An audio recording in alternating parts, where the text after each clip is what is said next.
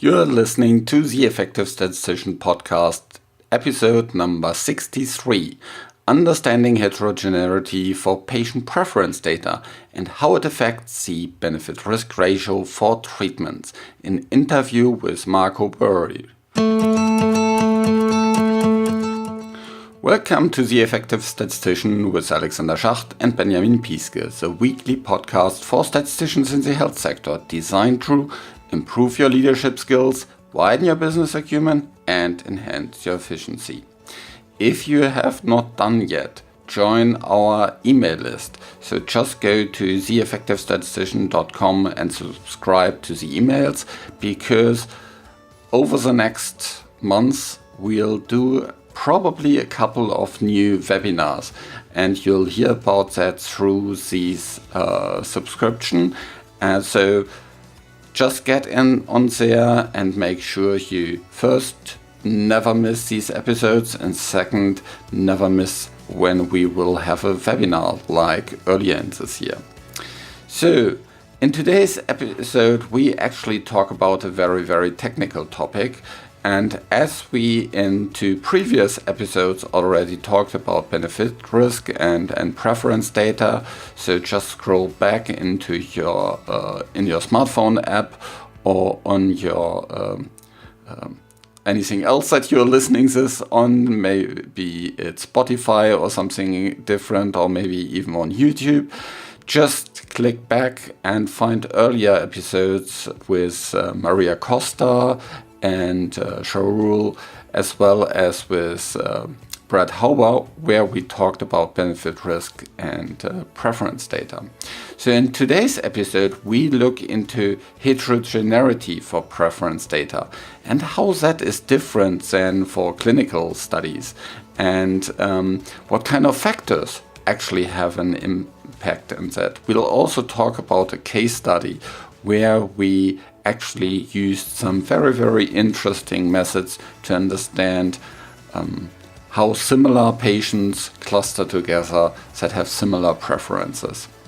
We'll also give you some hints about where to find more information, but of course, as usual, you can just go to the show notes and find everything there. This podcast is, like always, created in association with PSI, a global member organization dedicated to leading and promoting best practice and industry initiatives.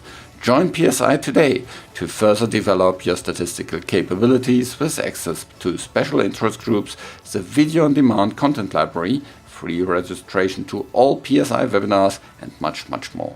Just visit the PSI website at psiweb.org to learn more about PSI activities and become a PSI member today.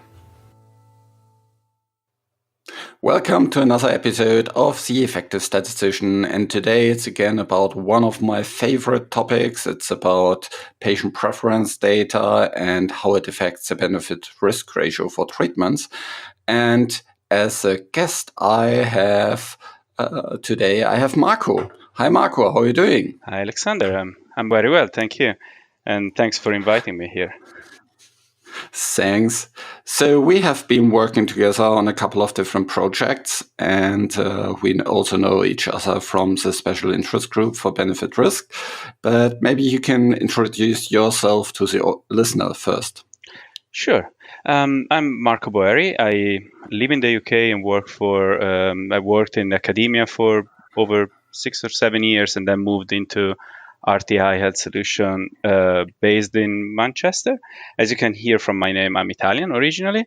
I am a trained economist. So trained economist talking about statistics is not always welcome in my world, but I've been doing econometrics and statistics for all my degrees, and I learned how to pull these things together, and I've added psychology, if you want, when you start looking into preferences. And that's my passion, really, looking at how people make choices and how people makes trade-offs and preferences for different things. I live as I said, in Northern Ireland in the UK. I have 2 kids and a wife, and like running. Like myself as well. So are you going to attend the PSI conference this year? Of course, I am. Yes, unfortunately, I will only attend a couple of days because my sister-in-law decided to get married of that week. Now, consider it. But yeah, I always look forward to that conference. Yeah. It's a wonderful venue to discuss. Yeah, we had lots of patient benefit risk sessions at this conference in the past, and they were always quite well intended and very, very nice thoughts onto this one. And today we actually talk also about a topic that was presented in 2018 at the PSI conference in Amsterdam. And we are talking about heterogeneity today. But first, let's say, take a little bit of a step back and talk about what patient experience data is from a broader point of view. So what's your perception or what's your definition about that? So when I look at when we want to talk about heterogeneity and we talk about preferences, but preferences is really part of a wider topic, which is patient experience. And that topic probably is more known to people. And patient experience is what includes all the impacts of disease and condition, the therapy and the experience that they had, and how they impact on the patient's life. It includes also preferences with respect to treatment and different disease and different conditions, and how to deal with both the therapy, the side effects of the therapy, how you use the therapy, how the therapy impacts on you, and how the condition that you have as a patient impacts to you. And so data can be used to understand how patients experience their symptoms, how the condition impacts in their functioning and the quality of life, and as well as what when we take medicines, we all know that we have benefits from that benefit, but we also have benefit from that medicine, but we also have and take risks, and we take risks all the time when we go out and we walk, and so we just wait around, and that's when patient preferences comes in and let us understand how different patients perceive different benefits and different risks and different features of different medicine and treatments. Yeah, I like this term patient experience because it includes lots of different things. It also shows that preferences can depend on previous experiences. So in terms of, for example, if you know how certain side effects feel, if you have seen certain conditions in your family, for example, then that will have an impact on your preferences and will inform your choices through this. However, these experiences are very, very difficult to capture, and it's not something that we usually capture in clinical trials. Well, we don't ask whether the caregiver, for example, for Alzheimer patients had, experience with treating another Alzheimer patient in the past, or helping another Alzheimer patient in the past, these kind of things. So I think that's a very, very interesting topic that we are looking into this today. Yeah, I agree. I totally agree. Experience is wider than preferences, and we need to understand experience before we can even think about heterogeneity and preferences. Yeah. In fact, yeah. In terms of the preferences, there's two different definitions there. There's revealed and there's stated preferences. Can you talk a little bit to these kind of two different scenarios? Sure. Let me just take a step back and see when we talk about preferences and preference data, we often, at least in my word, I hear the word discrete choice experiment, the conjoint analysis. However, those are all only methods. When we look at preferences, we look at a qualitative or quantitative assessment of the desirability and accessibility to patient of specific alternatives or choices, and how they trade off between attributes that characterize these alternatives is one and only one of the preferences that we want to look into. And so when I started studying preferences, I started in environmental economics, and there is a lot more that you can observe in real life. And preferences have been developed in marketing, and that's even more. You have real data, real world data. Every time you observe the reality and you observe people acting in the real world and look at their choice, that's when you look at revealed preferences. The preferences are revealed to you by the people's actions and the actual choices. So, for example, when we were looking at the value of lakes or recreational activities, we would look at how much people traveled to make to have a couple of days off in the nature. In medicine, this is a little bit different, because we probably have a lot of data in terms of prescription, but it's not real choice. It's not unconstrained. You do most of the time you do what you can because you have a prescription or a doctor tell you something. So revealed preferences in medicine, in pharma, is really very much related to patient preference trials, and there's been a couple of them, and direct questions in clinical trials. So they're all related to observational studies or clinical trials. Stated preference, on the other hand, it takes a step back from reality. When you do a stated preferences, you develop a survey, and in this survey, you really want to explore hypothetical concepts, things that are not existing, or they are combination of factors, or you want to see how much you can stretch a risk, how much benefit you would need for an hypothetical medicine to be convenient or to be good, having some certain risk or having some mode of administration. And that's when we talk about stated preference. And there are different methods. Of course, it's not only discrete choice, and I've always been an advocate of use the method you need to answer the question you have, and not use the discrete choice because it's fancy. So there is threshold techniques, there is direct assessment questions, there is best for scaling, and there are other groups of preference data. Preferences like ranking and swing weighting, that's more used within MCDA, and time trade-off, standard gamble are other health state utility methods, and those again are used differently in different contexts.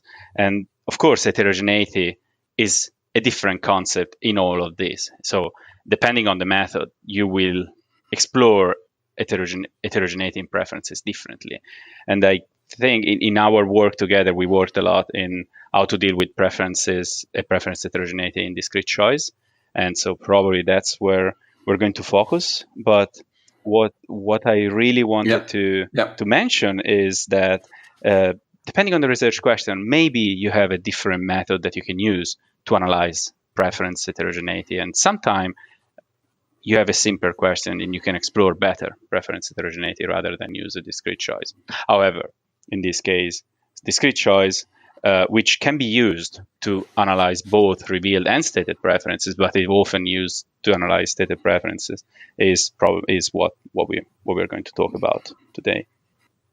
Yeah, just in terms of revealed preferences, I found the lake scenario quite interesting. So if you have different kind of recreational areas and you compare them in terms of how far people travel to get to these, then kind of the length of the travel or the burden of the travel gives you an indication of how valuable or preferred these kind of areas are for the different visitors, which is really so you basically use a surrogate marker to kind of understand the preference. And sometimes you can, sometimes some others you can't. It depends really on how many alternatives you have and how real choice it is what you're doing. But yes, that's exactly the concept. And another very, very interesting revealed preference method that is used as hedonic is when you look at the value of the house and you look at what the amenities there are around. And so you're more willing to pay a house that is closer to good school if you have a young family, green spaces, and that works all the time. If you look at house prices and you look at the characteristic that people looks for, you will see that prices go up when the characteristic are better or people there likes them. And it's very much cultural, of course. Yeah, as I really like this idea that you have some kind of burden that you can measure, and that helps you to understand the value of something else that is related to that. Yeah. So it could be also kind of, you if you have two different medications and one is, let's say, more cumbersome to take or more pricey or whatsoever, some kind of burden that is associated with it. And then you can see, okay, in terms of maybe taking all the other things are equal, and it's maybe just the efficacy that is different of these two different treatments. What is the benefit? The other kind of revealed preferences, I think, is in scenarios where maybe you have rather chronic diseases and you could more or less easily switch between treatments, and basically you try all the different treatments that are out there, and then you stick with the ones that helps you best. Yeah, it is real as far as you can see. You can observe it in real life. So if we had the data in the last year, what type of medicine you used and what type of medicine you had as an option, then you could do this. You, of course, need the alternatives, and that's the bit that is difficult. So you need to track not only what you're taking, but what you're not taking. So I always give the example of the bottle of wine.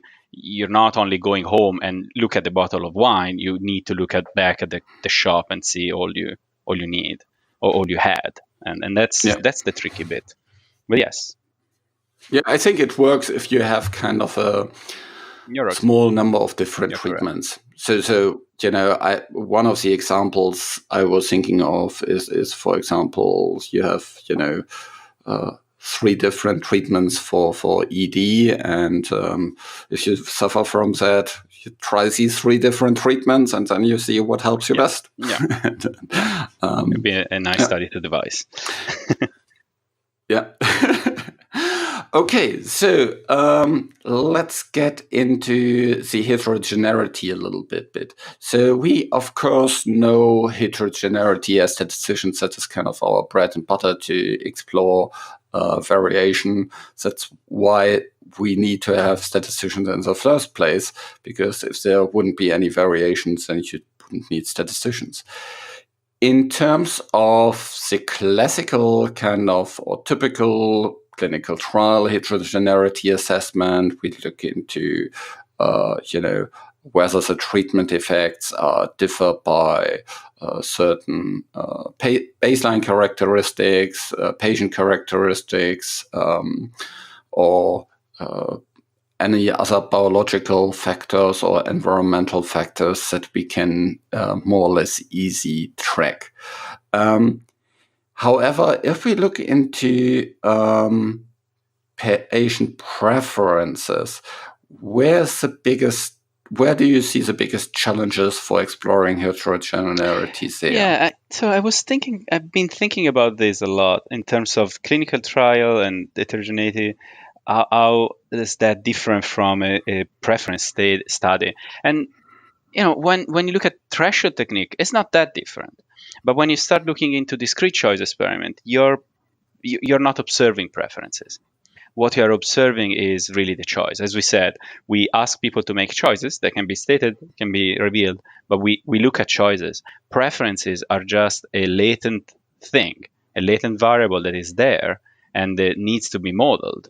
So first of all, you have this intermediate step of modeling the preferences that actually you don't have in threshold technique. So when you when you start looking into, Yeah. So in terms of just going back, so for the listener, threshold technique is basically where you ask kind of how much would you, so to say, pay or something for a certain kind of alternative. Whereas for the real difference is that in threshold you're interested in one threshold. So you show a benefit or something that the medicine gives you. So let's make the case of the risk and benefit. So you have a medicine that gives you some benefit, and you ask the respondent, are you willing? And the respondent prefers that because it's more beneficial. And then you ask the respondents, if this gave you X amount of risk, would you still take it? And you go up and down until you find the real threshold of risk that equivalent to that benefit. So it's one value. And that's almost like a clinical value. It's not exactly a clinical value, but we can trust it's almost like a clinical value. It's one value. And so you can start exploring that in the very similar way as we explore clinical values. However, when you start doing discrete choice, you do have an alternative or multiple alternatives that are different between each other by features or characteristics of these alternatives. It can be up to 6-8 different characteristics. And then you need to observe the choice, and you make an assumption that when people select an alternative, that gives them the maximum utility or the maximum balance between benefit and risk. And just for the listener, so discrete choice experiments basically work in a way that you get to choose between hypothetical treatments, and these differ then on multiple variables. So, for example, they have different outcomes and different efficacy parameters or safety parameters or any other things, kind of formulation, for example, or application. And then you get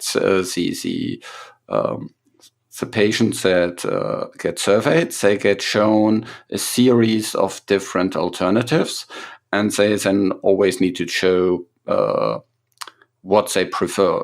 Treatment A versus treatment B, B versus C, C versus D, and so on. And these are all kind of hypothetical treatments that have these different combinations of features. And then, of course, you need to kind of get the utilities or the patient preferences from these different choices. So essentially what generally we assume is that there is underneath the choice, there is a model that respondent is following.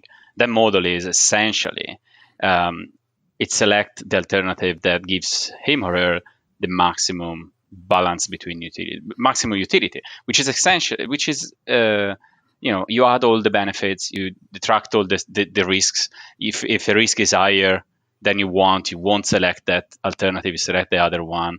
And we observe we observe the choices when we, in the model behind it, we measure the trade-off that people are making, really.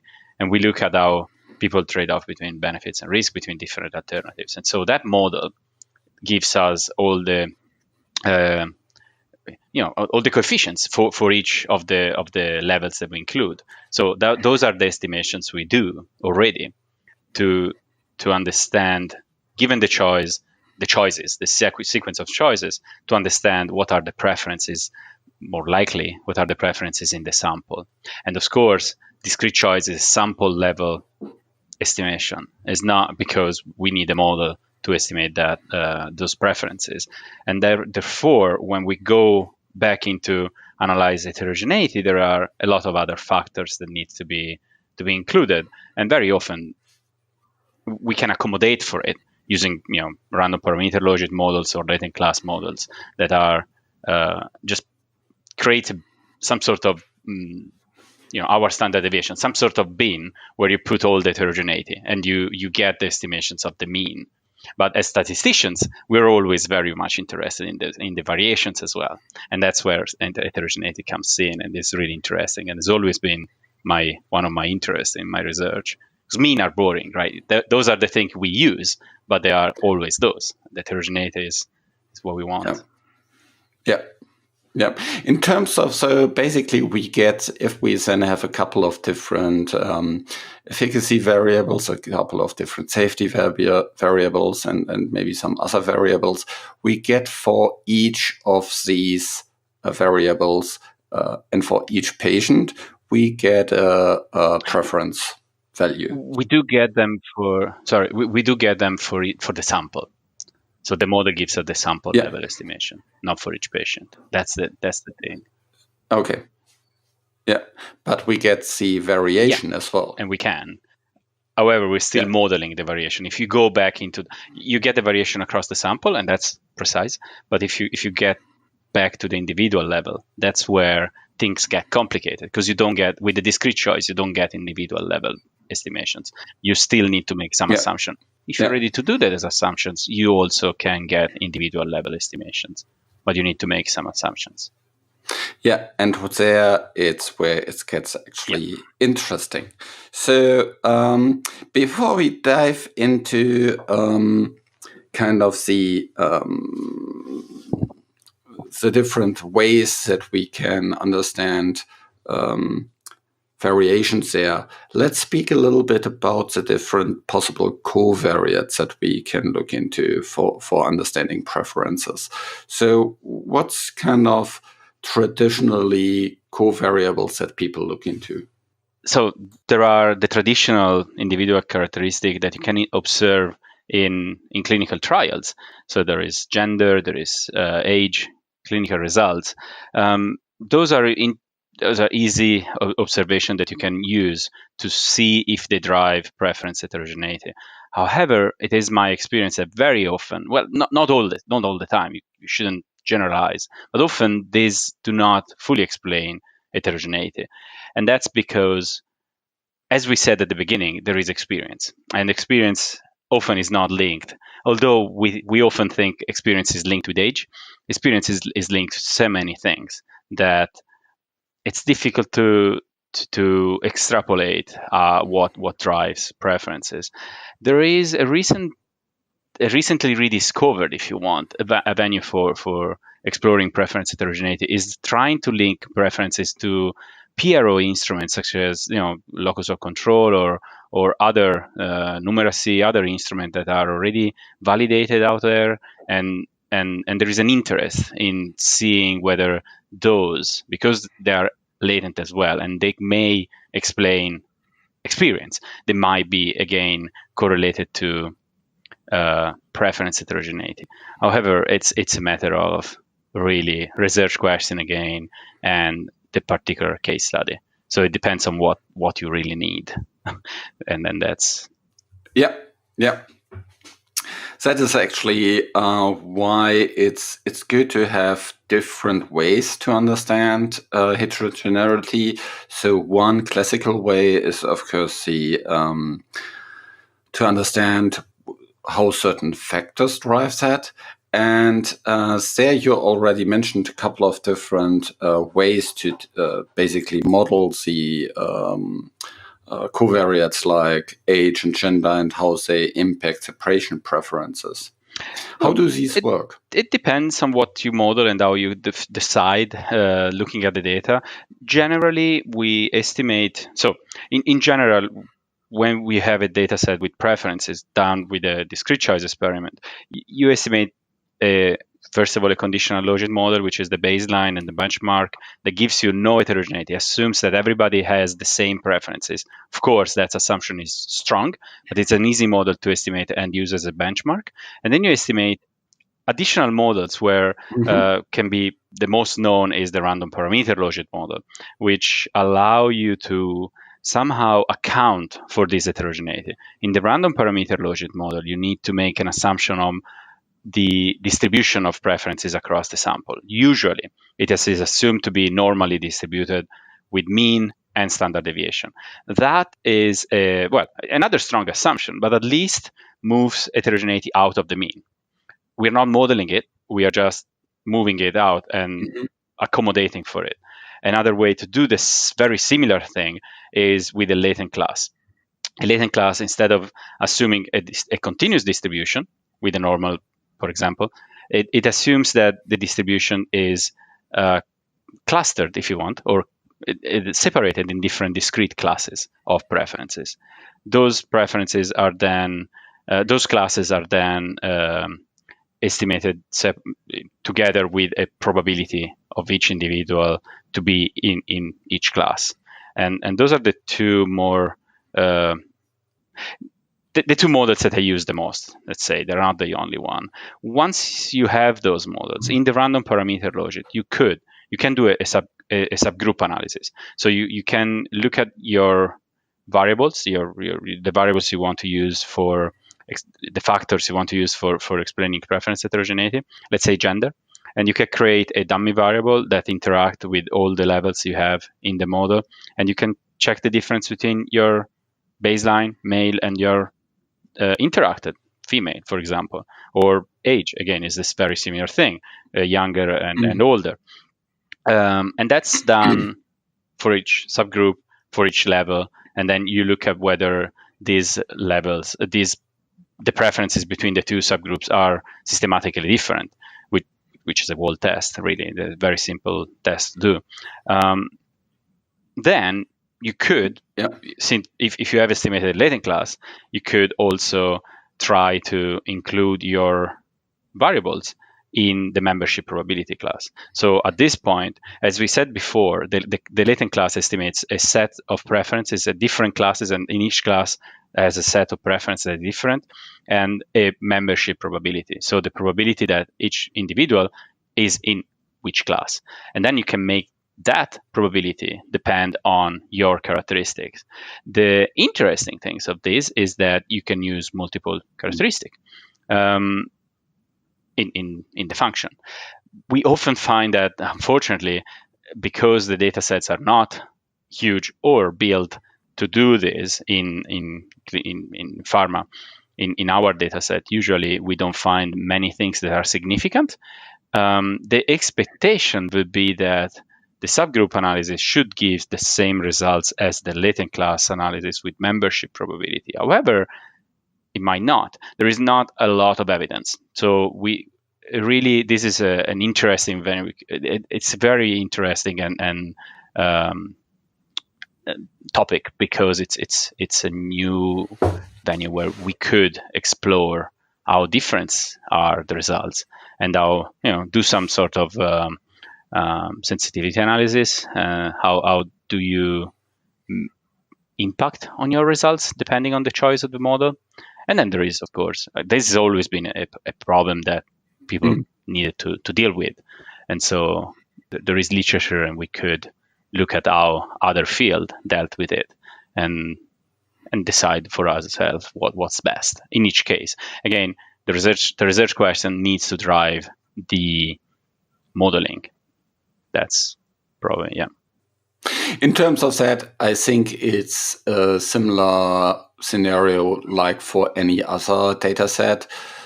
The better you want to understand the heterogeneity and the more kind of factors you want to look into, the bigger your data set needs to be, or you'll be able to just, find very, very impactful covariates.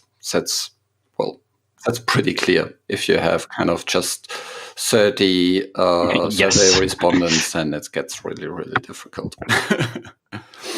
Okay, so that's one way to look into it in terms of we know, or we have data on the different factors to drive DCE. But in our presentation at last year's PSI conference, we also use cluster analysis. Let's talk a little bit about this. I have another episode generally about cluster analysis, and you can just go back in your podcast player to actually find it. So if you have never heard about cluster analysis, I would strongly recommend you go back to that one. So let's speak about cluster analysis for patient preferences.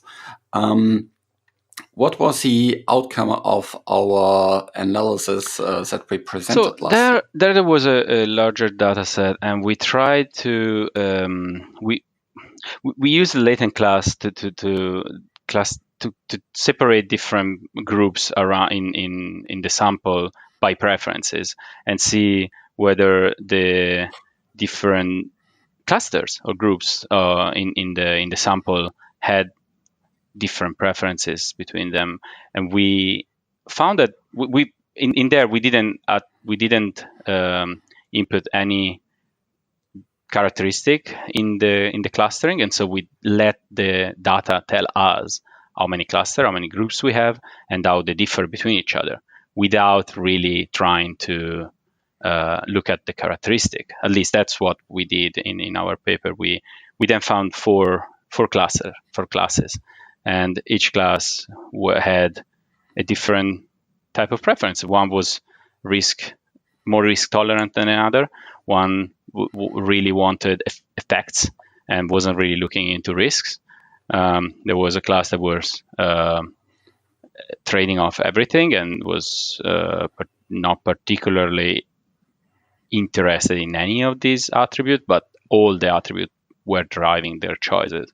And so you can essentially trying to understand how preferences of these respondents are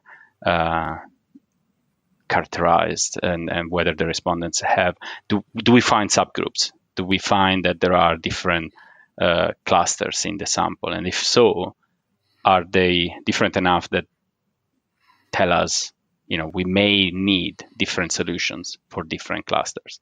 And that's useful, especially if you're looking into policy and into trying to convince behavior or change behaviors like smoking or physical activity. You want to know how many messages you need to push out there to get as many people as possible. In drug development, this can be useful when you get into understanding if there is a group that is more willing to take risks than another. Then you may accept drugs that are more or less risky. I think it also helps you to understand what are your kind of target patient groups. So, for example, you have new drugs that is much better from an efficacy point of view, but also comes with additional safety concerns. Then you want to go for the patients. You want to understand how many patients are there that really values the efficacy much more than the safety side, because these will be your target patients, whereas patients that are more risk averse may go with more kind of traditional drugs that has less side effects. So, and to really understand that, these kind of different techniques were quite interesting to look into. Could be also other features of the drug. So maybe you have different drug applications. You have a drug that is a pill versus an injectable, and you want to understand how many patients are there that don't care whether it's a pill or injectable, or how, what are these patients? And I found it really, really interesting to look into this data and see that age, gender, severity, lots of these different things didn't really play a big role in understanding the patient preferences. However, when we used the cluster approach, we found huge differences and quite nicely separated patient classes that had distinct profiles in terms of their patient preference.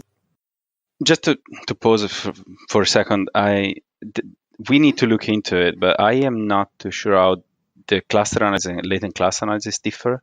So I need to go back and check your podcast as well. I think they're very similar, but might different. So I don't know. Yeah.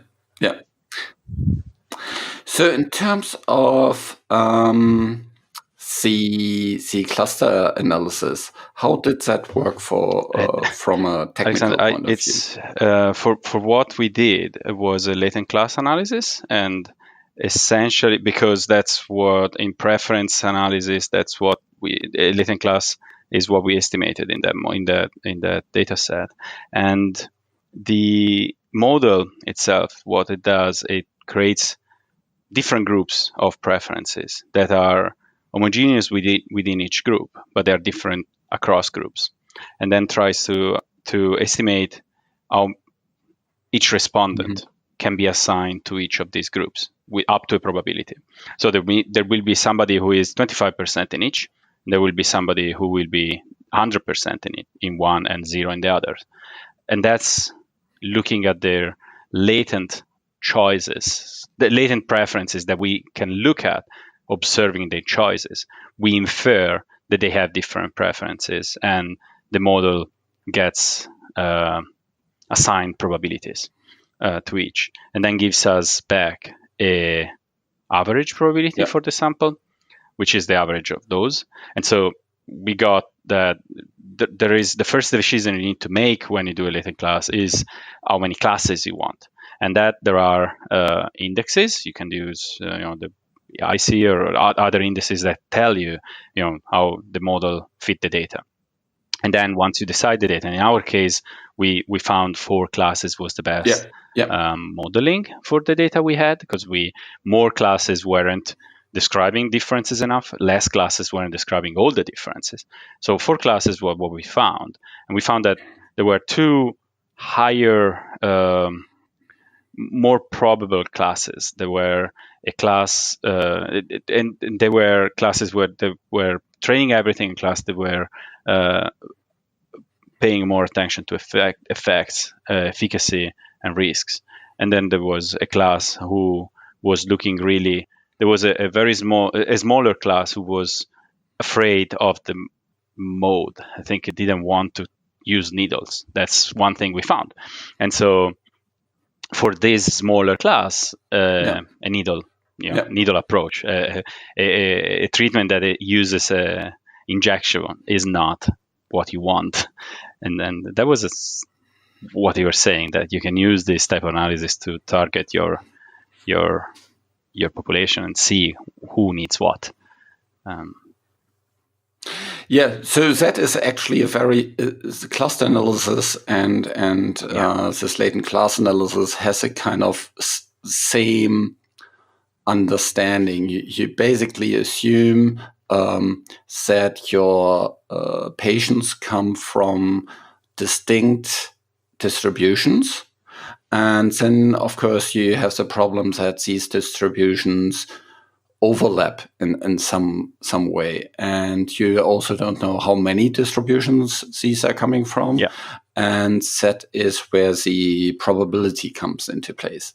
So you have basically for each patient, you get a probability for these different classes, and then you assign basically the patient to that class where he has the highest probability to go into. I think that's the difference. That is the real difference between the cluster analysis and the latent class. It comes to the end. So the latent class analysis in the preferences, and one works, and it works as well as the other. One assumes and doesn't assign the respondent to one class or the other, while there is the cluster analysis assign the respondent to the class in which he has the highest probability. And there are pros and cons on both. And I think they should align if a respondent is really into a class, and they should differ a little bit more especially if you have a higher number of classes or clusters, if respondents are a little bit all over the places. But the results should be very similar. And of course, it always depends on kind of how you fit the data. So in terms of what kind of goodness of fit statistics you basically try to optimize. So these are kind of the different things. And I'm going into a couple of different ways to do that in the episode about cluster analysis. So in terms of practical implications, we talked a little bit about this in terms of treatment decisions. There's one study that I would like to discuss a little bit deeper into because it also had a huge impact from a regulatory perspective. And that is this FDA study about obesity. Could you speak a little bit to this study? I can speak a little bit about this study. I wasn't involved in this. I read the paper, as anybody can. It's a paper called "Incorporating Patient Preference Evidence into Regulatory Decision Making," and they explain there what they did. But essentially, it was a study sponsored by FDA, and they wanted to understand whether these new obesity devices that they were developing, or they were under development. Not they were developing, of course. They were under development. They were submitted. How people perceive them, and people wanted to know if we could elicit preferences and look at minimum benefit that was required to accept risks, because this device had high risk and that dangerous risk, risk of death, and so there is a mortality risk, and FDA wanted to know, is this risk worth the effects, the benefit we get? Results were very interesting, and there were different results. They did a survey with 540 patients, adults with BMI higher than 30, so classified as obese, and they looked at the trade-off between effectiveness, safety, and other attributes on weight loss. And an interesting thing was sugar intake. People didn't like diets with less sugar intake, and that demonstrated that the model worked. If you like, you don't like not to eat. The results show, for example, that people were willing to accept a 0.01% mortality risk only if they had a 10% total body weight loss lasting 5 years.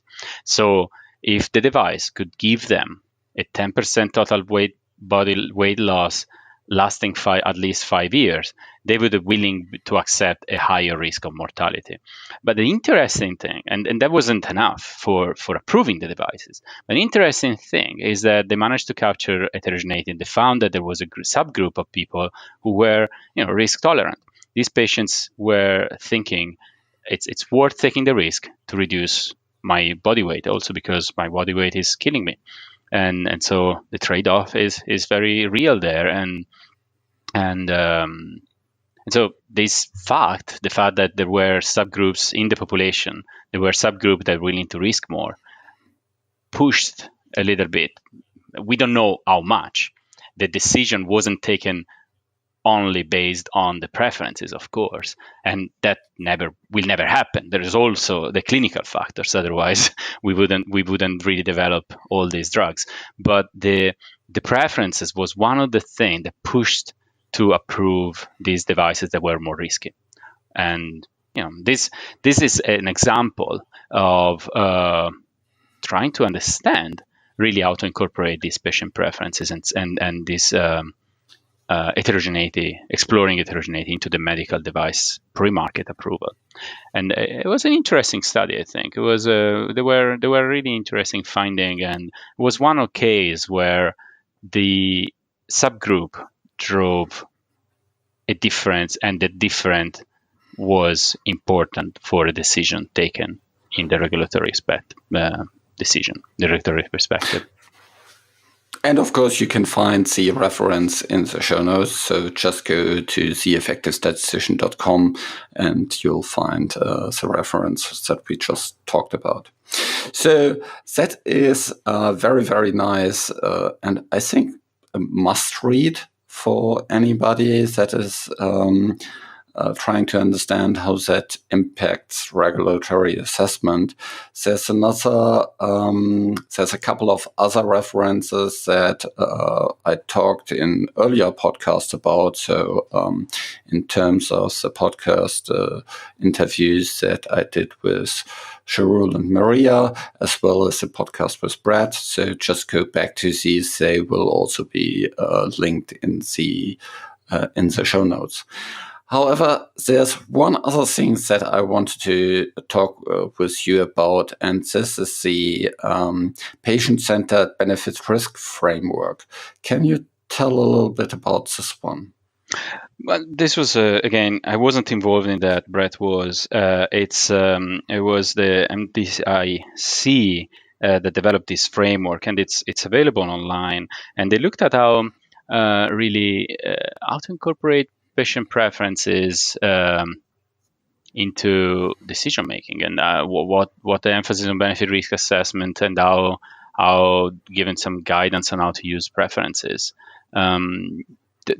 Of course, you can find, and I'm guessing you can find all the information, the link, and the references there. It's been used. It's been around since probably 2012, 2015. The publication was done in 2015, and is very much aligned with the IMI prefer results in terms of classification of preferences. They looked at how different preferences can be cataloged and classified, and they looked at what we discussed before. We have stated preference, revealed preferences, structure, weight, health, state, utility, and how you can use them. And there are a series of webinar and videos there that you can just watch in the website. So that's really all it is. It's a series of guidelines and series of opinions and discussion about how to use preferences or other methods to weigh benefit and risks. Yeah, so another resource is also the nice video-on-demand library of PSIs that gives you access to lots of different webinars, conference sessions that were done on benefit risk and patient preferences, and the special interest group on benefit risks that Marco is also a member of is very active on these. So check out the PSI homepage, and as a member, you have free access to this video-on-demand library. So in terms of summarizing up, we have talked today about patient experience data and the patient preference being one key area in that. We talked about the different ways you can understand and collect data on it, stated and revealed preferences. And then we dived really deeper into what drives heterogeneity in these patient preferences, and that this might be very, very different from the usual clinical trial outcomes where we very often want to understand biologic relationships, with here very, very different covariates and the experience of the patients might play a bigger role. And this is also reflected in the case study that we talked about, the obesity case study, where the FDA looked into what are the patient preferences for their studies. And with that, thanks so much, Marco, for this very, very nice discussion about heterogeneity and patient preference data. And thank you for the opportunity to have it. This show was created in association with PSI. Next week, we have another interesting topic. Just wait for next week. As always, on Tuesday, you can find a new episode. Thanks for listening. Please visit theeffectivestatistician.com to find the show notes that we mentioned a couple of times and learn more about our podcast to boost your career as a statistician in the health sector.